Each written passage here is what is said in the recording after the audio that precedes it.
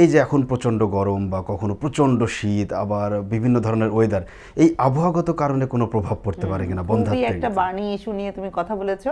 আজকাল এই যে জলবায়ুর যে চেঞ্জটা, এই ক্লাইমেট চেঞ্জ নিয়ে সারা ওয়ার্ল্ডে কথা হচ্ছে, এবং এই ক্লাইমেট চেঞ্জটা এমন নেগেটিভলি আমাদের মানে নারী পুরুষ দুজনেরই রিপ্রোডাক্টিভ সিস্টেমে খুব প্রভাব ফেলছে।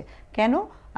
সাধারণত এই অতিরিক্ত গরমের কারণে দেখা যাচ্ছে হরমোনাল কিছু ডিসঅর্ডার হতে পারে, হেয়ার পলিউশন থেকে বডিতে কিছু হরমোনাল ইমব্যালেন্স এবং কিছু অক্সিডেটিভ স্ট্রেস তৈরি হয়, যেখান থেকে দেখা যাচ্ছে মেয়েটির যেমন ওভুলেশন বা রিপ্রোডাক্টিভ সিস্টেমে প্রভাব পড়তে পারে, ঠিক তেমনি কিন্তু ছেলেদেরও এই অতিরিক্ত গরম থেকে দেখা যাচ্ছে যে বিভিন্ন সমস্যা হচ্ছে। আমি একটা এক্সাম্পল দিয়ে বলতে চাই, যেমন আমাদের দেশে অনেক কাপল আসে যে হাজব্যান্ড 8 বছর 10 বছর হয়তো কুয়েত অথবা সৌদি আরব এরকম কোনো গরম, মালয়েশিয়া গরম কান্ট্রিতে চাকরি ফুল টাইম রোদ্রে কাজ করেছে, এবং তারা কিন্তু আসলে আমরা বেশিরভাগ ক্ষেত্রে তাদের সিমেন্ট কোয়ালিটি ভালো পাই না। কেন? অতিরিক্ত হট এনভায়রনমেন্টের কারণে টেস্টিসটা যখন শরীরের তাপমাত্রার সাথে থাকছে, তখন কিন্তু আস্তে আস্তে সেই স্পামগুলোর কোয়ালিটি খারাপ হয়ে যাচ্ছে।